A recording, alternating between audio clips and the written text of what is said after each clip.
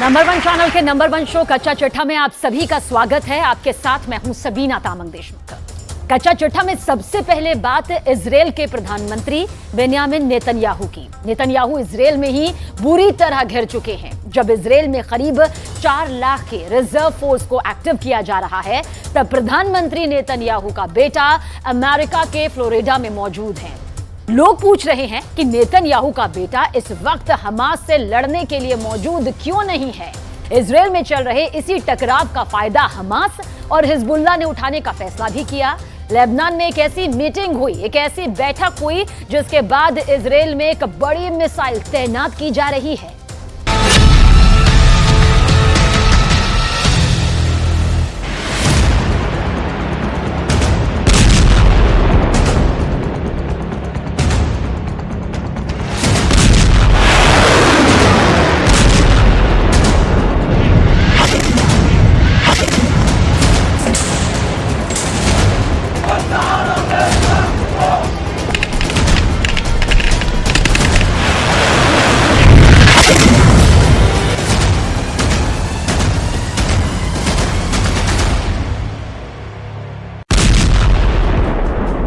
जब गाजा में ताबड़तोड़ बमबारी जारी है, इमारतें ढहाई जा रही हैं, सैकड़ों लोगों की जान रोज जा रही है।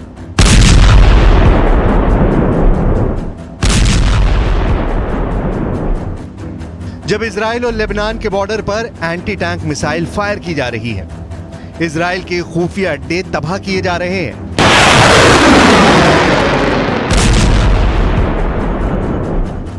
जब अमेरिका से लेकर रूस और ईरान से लेकर तुर्की तक इजराइल पर बहुत बड़े हमले की बात चल रही है।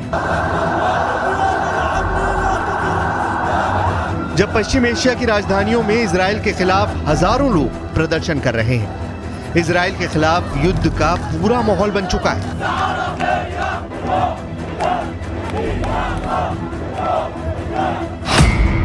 तब इस मीटिंग ने नेतन्याहू को खौफ से भर दिया है। ये 3 लोग हैं, गाजा की हुकूमत चलाने वाले हमास के पॉलिटिकल ब्यूरो के उप प्रमुख सालेह अरूरी और साथ में फिलिस्तीन इस्लामिक जिहाद के महासचिव जियाद नकाले। और इन दोनों ने लेबनान की राजधानी बेरूत में जाकर हिजबुल्लाह के चीफ हसन नसरल्लाह से मुलाकात की है। ये तस्वीर जारी होने के बाद 2 लोग बहुत ज्यादा टेंशन में हैं। गाजा और इजराइल के बीच चल रहे युद्ध ने पूरे पश्चिम एशिया को तीसरे विश्व युद्ध के एपिसेंटर में तब्दील कर दिया है और इसकी वजह से 2 ताकत सबसे ज्यादा फिक्र में डूबी हुई हैं। पहले हैं इजराइल के प्रधानमंत्री बेन्यामिन नेतन्याहू और दूसरे हैं अमेरिका के राष्ट्रपति जो बाइडेन। दोनों की टेंशन का मीटर लगातार रेड लाइन को पार कर रहा है। इस तस्वीर को लेकर खौफ बहुत ज्यादा है।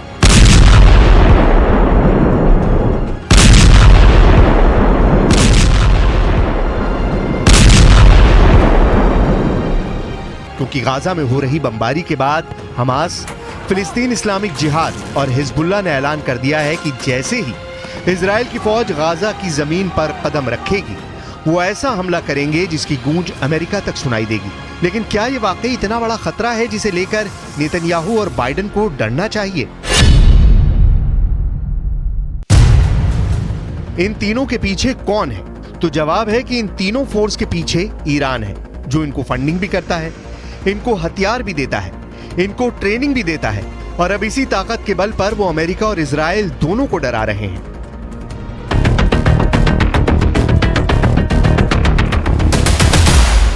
हमास, फिलिस्तीन इस्लामिक जिहाद और हिजबुल्लाह, इन तीनों ने अपने नए वीडियो जारी करने शुरू कर दिए हैं।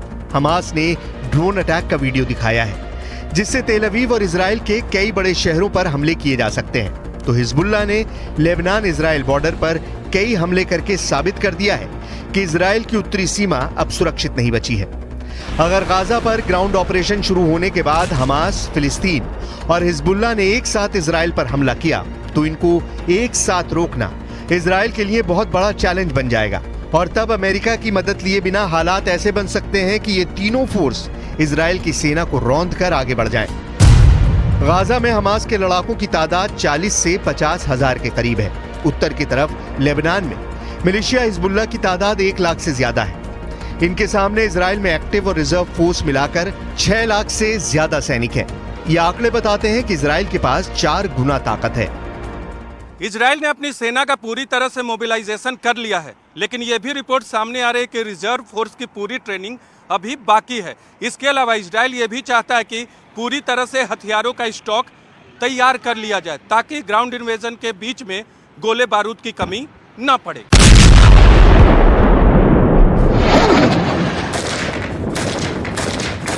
लेकिन हमास और हिजबुल्लाह के गुरिल्ला युद्ध में मुकाबला करने में फौज की तादाद से ज्यादा लड़ने का तरीका मायने रखेगा।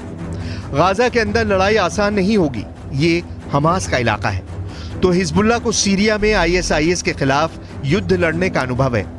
इजराइल के सामने संकट बड़ा है, लेकिन उसे अमेरिका की मदद मिल रही है, जिसके 2 समुद्री बेड़े इस वक्त भूमध्य सागर में तैनात हैं और वहां से इजराइल को लगातार एयर सपोर्ट मिलेगी, क्योंकि अमेरिका के टारगेट पर लेबनान बॉर्डर की तरफ हिजबुल्लाह के ठिकाने होंगे। इस बीच संयुक्त राष्ट्र में इजराइल को लेकर एक बड़ा मोर्चा खुल गया है, क्योंकि खुद UN के महासचिव एंटोनियो गुटेरेस ने ऐसी बात कह दी है कि इजराइल ने उनका इस्तीफा मांग लिया। UN के महासचिव एंटोनियो गुटेरेस ने कहा कि यह जानना जरूरी है कि हमास ने हमला अचानक नहीं किया। फिलिस्तीन के लोग 56 वर्षों से घुटन वाले कब्जे का सामना कर रहे हैं। फिलिस्तीन के लोगों ने अपनी जमीन पर लगातार कब्जा देखा है, हिंसा देखी है, आर्थिक बर्बादी देखी है, अपने घरों को ढहाए जाते देखा है। इस विवाद के राजनीतिक समाधान की उम्मीद खत्म होती जा रही है। फिलिस्तीन के लोगों की शिकायतें हमास के हमलों को सही नहीं ठहरा सकती, लेकिन इसके बदले में फिलिस्तीनी लोगों को सामूहिक सजा देना भी सही नहीं। Think that the Secretary General must resign, because from now on, every day that he is here in this building, unless he apologizes immediately, today we called him to apologize, there is no justification to the existence of this building. This building was established to prevent atrocities. How can the Secretary General, with his words, justify in any way the terrible atrocities that happened to our civilians, innocent civilians? Israel और Hamas की टक्कर में इस वक्त दोनों तरफ के लोग हिंसा झेल रहे हैं। किसका रॉकेट और किसका बम किसे टारगेट बना रहा है, इसकी फिक्र ना हमास को है और ना ही इजराइल की सेना को।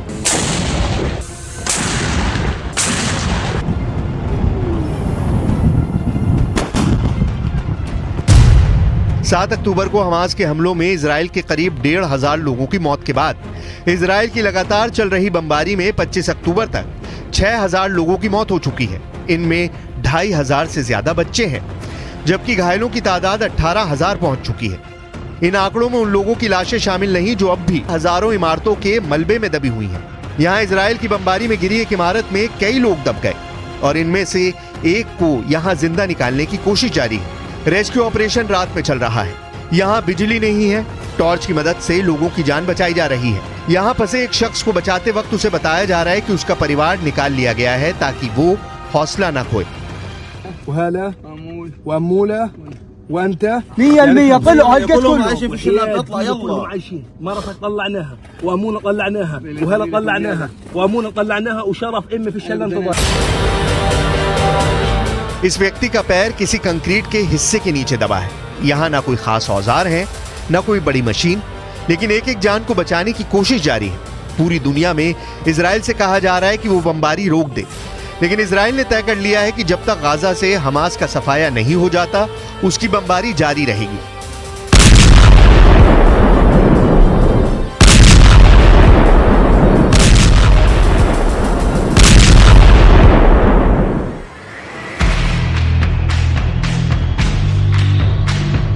लेकिन दक्षिण इजराइल में युद्ध का खौफ देखा जा सकता है। हमास के रॉकेट हमलों के बाद यहाँ की सड़कें खाली हैं। लोग बाहर बहुत कम निकल रहे हैं। पार्क से लेकर समुद्री किनारे सब कुछ वीरान पड़ा है। इजराइल और हमास के बीच चल रही जंग के बाद अब युद्ध का बड़ा खतरा मंडराता नजर आ रहा है।